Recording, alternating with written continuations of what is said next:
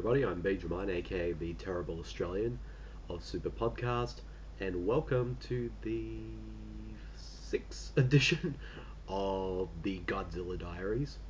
For this episode, I'm going to be talking about Destroy All Monsters and All Monsters Attack. So, let's get right into it. Destroy All Monsters.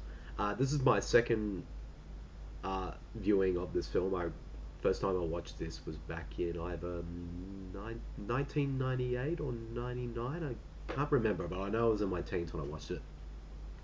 I really enjoyed it a lot back then, and on this rewatch, I enjoyed it the same as I did on the first watch. It's a fun sequel, and in a way, you could say that this movie is basically the Avengers of the Godzilla franchise, because basically not only does it feature, of course, Godzilla himself, but it features pretty much every single monster that has appeared in the Godzilla franchise or has appeared in other films. Because in this one, you've got Anguillus, who's back, and this is his first appearance since Godzilla Raids Again. Also, Godzilla's son, Minilla, is in there.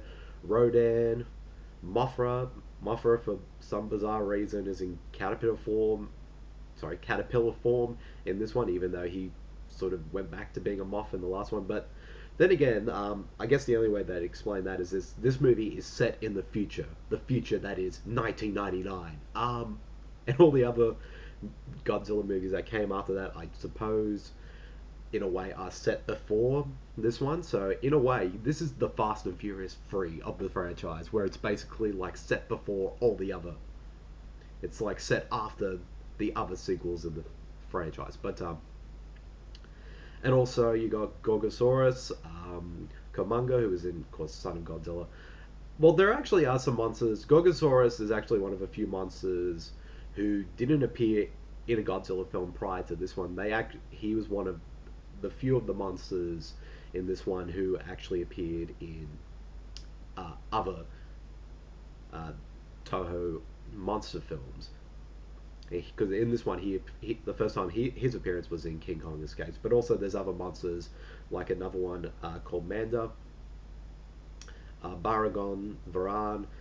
These characters appeared in other films, and when they sort of were making this film, they decided to bring every single monster that they could possibly get into this one. And of course, Rodan's in there as well. And of course, King Ghidorah is back as the main villain. But also, this one is also, I believe, what's interesting about this sequel is this was originally supposed to be the final film in the franchise. And if you actually look at it, looks, I mean, for a film at that time, it's pretty epic, like in both in scope and in story. So because I think this was the biggest budgeted Godzilla film at the time, and they figured, since this is supposedly going to be the last one at the time, we'll make this the biggest, grandest, epic one of them all. And the plot for this one, I should say, is basically like in the set in the future that is 1999. It's basically another sort of alien invasion story once again. A group of aliens called the Kilax have decided to come and invade Earth, and what they do, they've created a machine that has controlled the minds of all the monsters on the planet, so they can use them to destroy everyone on Earth.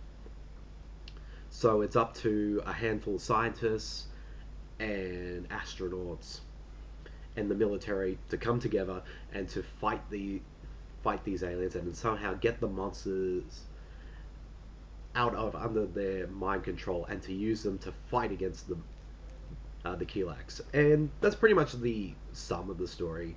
It's a fun sequel, and like I said before, this is kind of the Avengers of the Godzilla franchise. And when I was watching this film, it occurred to me, I wonder if Joss Whedon used this film as an inspiration for the actual Avengers film, because there are a lot of similarities between the two. Like, of course, you've got aliens trying to invade Earth and using a previous villain in the franchise as, I guess, to fight against Earth, which of course King Ghidorah, Loki, And of course, one of the subplots is that they have a mind control device that puts some of the characters under their control. I get like what happened to Hawkeye and in the Avengers film. So there's a lot of similarities, and of course it ends with a huge battle with Godzilla and the monsters going up against King Ghidorah, and so there's a lot of similarities, but overall it's but that's sort of the things I sort of pick up with the film. So it wouldn't surprise me if we didn't have this as an inspiration for the film, for his film, I should say. Um, like I said, it's a fun sequel. It's sort of if this was the last film in the franchise, I think it was a great way to end the series on. It's just fun, and also the final monster battle at the end is pretty awesome, and you get to see all the monsters in action. Although the only downside to this whole movie is that some of the monsters in the movie are only in it for like a second. They're pretty much like blink or you miss them. Like more of the sort of the ones like let's see, like Varan and Baragon. They're pretty much in the movie for like 1 second each. Like you kind of see these two monsters at the very end of the movie, and then they're basically for like a split second, and then they're gone, and that's the end of the film. So I don't know why they even brought them in the first place, but some of the new ones they brought in, like Manda and Gorgosaurus, and even Kumonga, at least get a lot more to do. And of course, King Ghidorah goes up against them, pretty much again gets his ass handed to him, and at one point Godzilla pretty much curb stomps him like that, which is pretty cool. Um, and also, it has a pretty solid story. The cast are all pretty solid.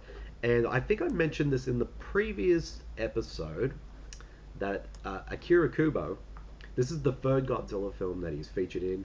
He was previously in Invasion of the Astro Monster and Son of Godzilla. But this is his third Godzilla film. But interesting, like I said in the previous one, he's in all these three films. He's played a completely different character. They're not the same character from each one. So I don't know why. I don't know why they would cast the same actor again if they're not going to let him reprise a role from a previous film. But I don't know. What do I know?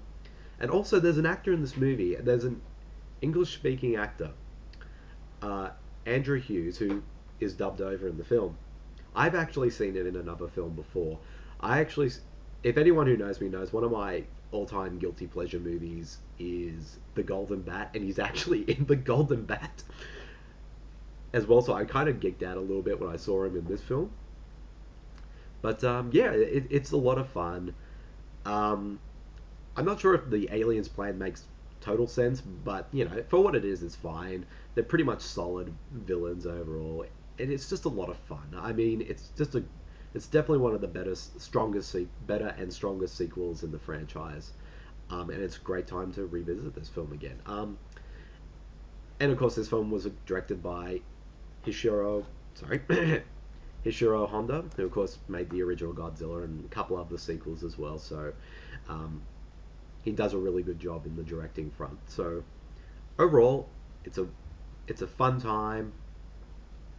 Um, even if you not, I would even suggest if you wanted to show somebody the Godzilla films for the first time, I'd say the first one, but also maybe this one just to show how fun the series can be. So overall, Destroy All Monsters, I'm giving it a 4 out of 5.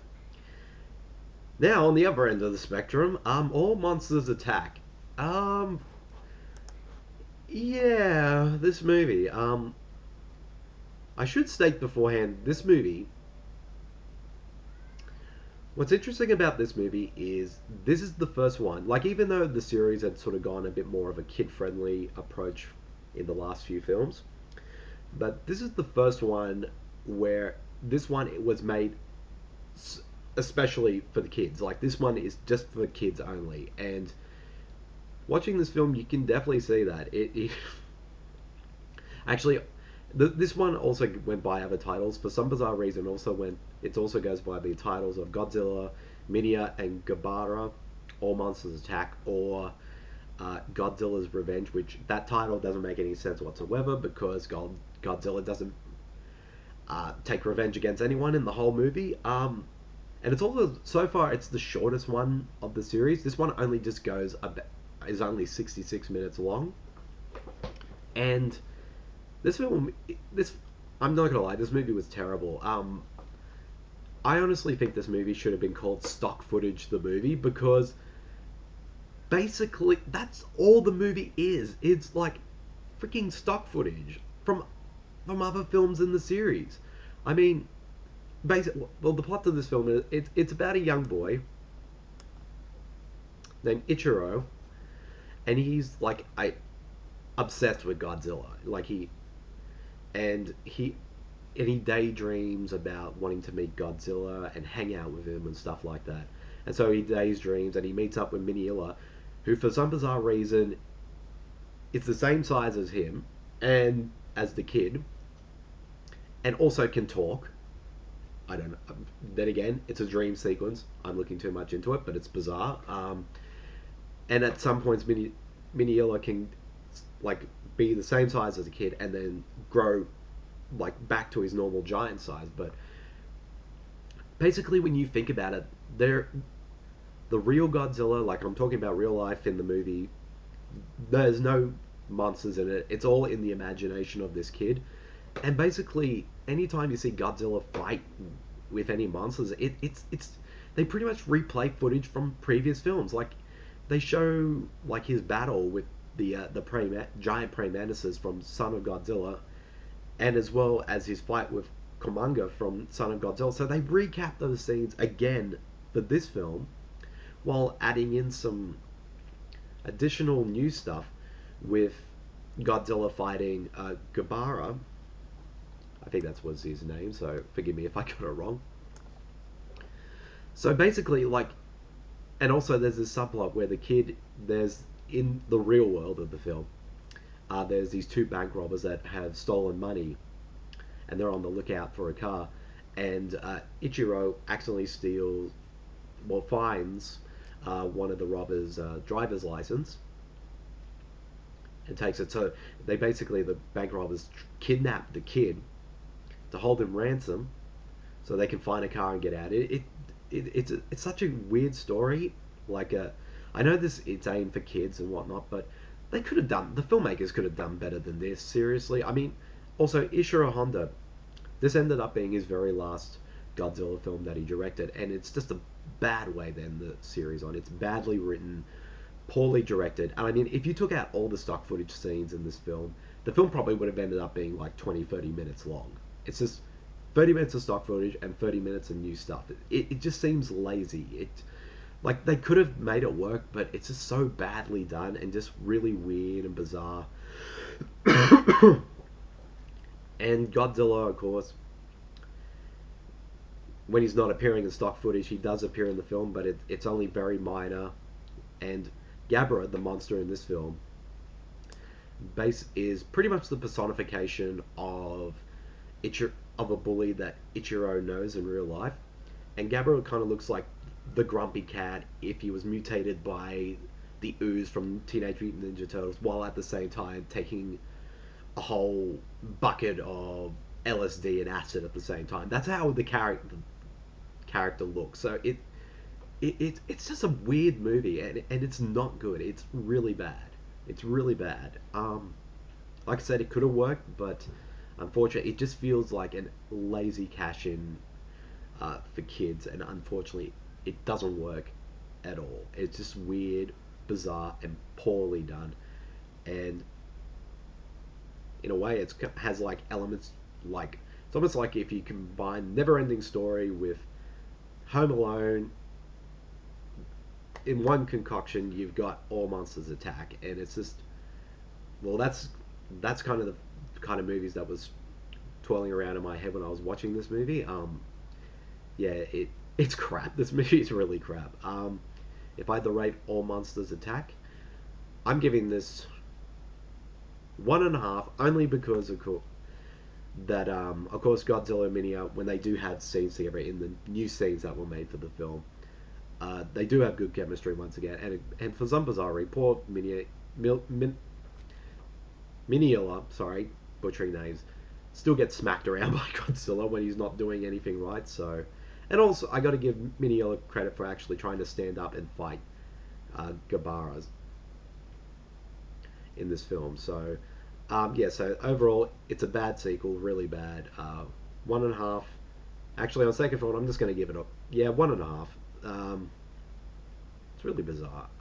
Yeah, that's the end of this sixth edition of the Godzilla Diaries. Keep a lookout for the seventh edition, which will be out very soon, in which I talk about. Uh, what am I going to talk about? Sorry, I forgot the movie for a second. Godzilla versus Hedorah and Godzilla versus Gigan. So keep a lookout for that one, and I'll see you guys all later. See you, everyone. Bye.